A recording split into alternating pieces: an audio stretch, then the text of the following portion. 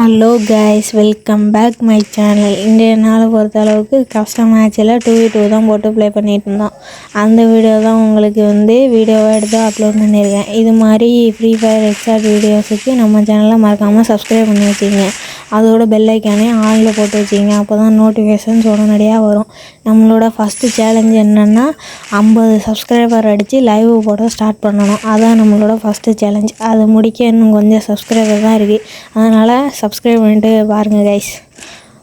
இரும்ப பார்த்தீங்கன்னா பிஆரில் streak challenge videos வர ஆரம்பிச்சிடும்.